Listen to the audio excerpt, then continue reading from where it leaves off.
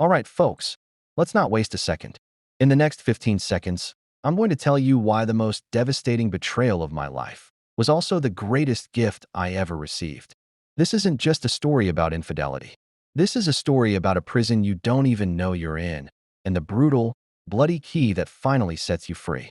If you've ever felt that nagging feeling that something in your life is just off, but you can't prove it, you need to hear this. Stick with me. The truth is about to get ugly. My name is Leo. I'm 34 years old, born and raised in Bridgeport, Chicago. South Side, through and through. This city, with its iron bones and beating heart, teaches you about loyalty before it teaches you anything else. Loyalty to your family, your block, your team. That was my code. It was simple. The two pillars of my world were Sarah, my wife, and Mark, my older brother. Sarah, 32, was my sunrise. Met her at a Blackhawks game when we were dumb kids. She had this laugh that could cut through the grimmest Chicago winter. She was an architect, a builder of beautiful, logical things. I thought our life was one of her designs, perfectly planned, structurally sound. Then there was Mark, 36 years old, my hero, the guy who taught me how to throw a spiral, how to throw a punch, how to change a timing belt on a beat-up Ford. He was a successful commercial real estate broker, charismatic, built for a boardroom the way I was built for a job site. I ran a carpentry and renovation business. I worked with my hands. He worked with his smile. We were a good team. The cracks, of course, started small. A late night at the office for Sarah. A guy's weekend for Mark that seemed to pop up a little too often. But trust, right? It's the foundation. You don't go inspecting the foundation for hairline fractures every day. You just assume it's holding. But let me ask you something, for everyone following along so far. Have you ever had a gut feeling so strong it felt like a physical ache? A whisper in your ear that something is wrong, but you just keep turning up the volume of your life to drown it out? Drop a yes in the comments if you know that feeling. I want to know I'm not alone here. The gift arrived on my 33rd birthday. A thick, cream-colored envelope, hand-delivered to my job site in Wicker Park. No return address. Inside, no card. Just a single, glossy photograph. It was a picture of a door. A hotel room door. The Drake, on Michigan Avenue. You can't miss that ornate gold numbering. Room 1420. And standing there, her hand on the handle, was Sarah. She was laughing, looking back over her shoulder at the man whose arm was wrapped around her waist. The man wasn't me. It was my brother, Mark. His face was buried in her neck, but I'd know that Rolex, that tailored suit jacket, that sweep of his hair anywhere. I'd know my wife anywhere.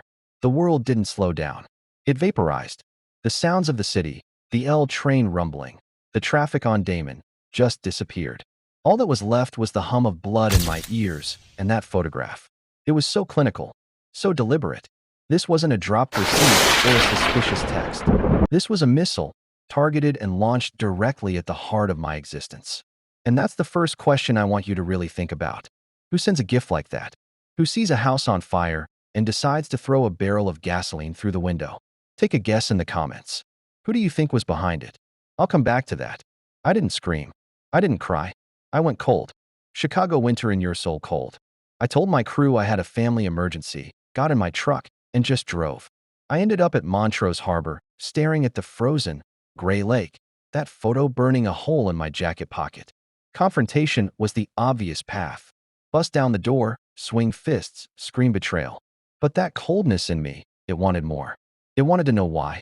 It wanted to understand the architecture of the lie. So, I did something I'm not proud of, but I needed the truth. I became a ghost in my own life. I called Sarah. Hey, sweetheart, got a last-minute big job out in Naperville. Gonna be a late one. Don't wait up. Her voice was sunshine. No problem, Leo. Love you. Mark actually just called. He's in the neighborhood. We might grab a bite. The knife twisted. But it was a confirmation. I went to a buddy who ran a security shop off Pulaski. Cash changed hands. No questions asked. By the next day, I had a tracker on Sarah's car and a keylogger on our home computer. For 2 weeks, I lived a double life. Leo the carpenter, the husband, and Leo the detective, the spy. The evidence piled up like dirty snow. Text messages filled with inside jokes and pet names I didn't recognize. Hotel bookings. A secret email account they used. The most gut-wrenching was a photo they'd sent each other. A selfie in our bed, in my house, while I was at work. The betrayal wasn't just a secret they kept. It was a world they had built, a life they were living in the negative space of my own. And to all of you following this insane story, thank you. Seriously, your engagement is what makes this channel tick. If you're hooked, if you need to know how this ends, do me a solid and hit that subscribe button and ring the bell. You do not want to miss the final act of this, because it goes to a place I never could have imagined. The breaking point came on a Tuesday. The tracker showed Sarah's car at Mark's high-rise in the Loop. I parked across the street, in the shadow of the L tracks, and I waited. I saw their silhouette in his living room window, 28 floors up. I saw him pull her close. That's when the second, more terrifying question formed in my mind. This wasn't just an affair. This felt coordinated, almost practiced. Why would my brother, who could have any woman in this city, risk everything for his brother's wife? What was the real game here? I couldn't wait any longer. I marched into that building. I knew the code to his private elevator. The ride to the 28th floor was the longest of my life. I didn't knock. I used my key, the one I had for emergencies. The scene was exactly as I'd pictured it. Soft jazz, wine glasses on the table, the skyline twinkling behind them. They sprang apart, their faces a perfect canvas of shock and horror. "Leo," Sarah gasped. Mark stepped in front of her, his hands up. "Bro, let me explain." "Explain what?" I said, my voice dangerously quiet. I pulled the birthday photo from my pocket and tossed it on the floor between us. "Explain who sent me this. Explain why you're doing this to me." The silence that followed was heavier than any I'd ever known. And then, my brother did the one thing I never expected. He smiled. A sad, tired smile. "It was me, Leo," Mark said. "I sent the photo." The air left the room. Sarah was staring at him, her eyes wide with confusion. "Mark? What are you talking about?" "Wait," I said, my brain short-circuiting. You sent me evidence of your own affair?" "Not an affair, Leo," Mark said, his voice dropping. "An exit strategy." Her exit strategy. He looked at Sarah, and for the first time, I saw it. Not love, not passion, pity. And on her face, I saw pure, unadulterated fear. Sarah didn't fall in love with me. Mark continued, each word a hammer blow. "She fell in love with your life insurance policy. The one you signed 6 months ago. The one that pays out $2 million in the event of your accidental death." He let that hang in the air. I felt the floor tilt. Her and her boyfriend, the one she's been with for years, they were getting impatient, Mark said, his eyes locked on mine, pleading for understanding. The business trips? The late nights at the office? It was never just me, Leo. I was her alibi, her cover. I found out because her boyfriend got sloppy, tried to blackmail me after he saw us together once. I started digging. I played along because it was the only way to get proof, the only way to stop them.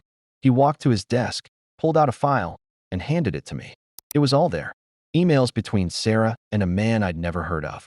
Discussions of the plan, of a faulty brake line on my truck, of a tragic accident at one of my job sites. The photo, the gift, was my brother's Hail Mary, his way of blowing the whole thing up before they could blow me up. I looked at Sarah, the architect, the builder. She hadn't been designing our future. She'd been designing my demise. So, there you have it. My wife's affair was a gift from my brother. It wasn't a gift I wanted. It wasn't a gift that felt good. It was a gift that shattered my world, that showed me the woman I loved was a stranger, and that the brother I idolized had to play a monster to save me. It was the gift of truth. The ugliest, most painful truth imaginable. But it was the truth that kept me breathing. The police are involved now. Restraining orders. Lawyers. It's a mess. But I'm alive. And that leads me to my final question for you, my incredible viewers. What would you have done? Could you have walked away from that hotel room door? Could you have played it as cool as I tried to? Let me know in the comments. I read every single one. If this story shook you, if it made you think, then do me one last favor. Share it. Share it with a friend, with family.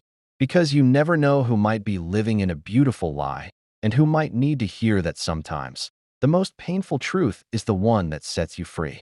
Thanks for watching. I'm Leo from Chicago. Stay safe. Stay aware. I'll see you in the next story.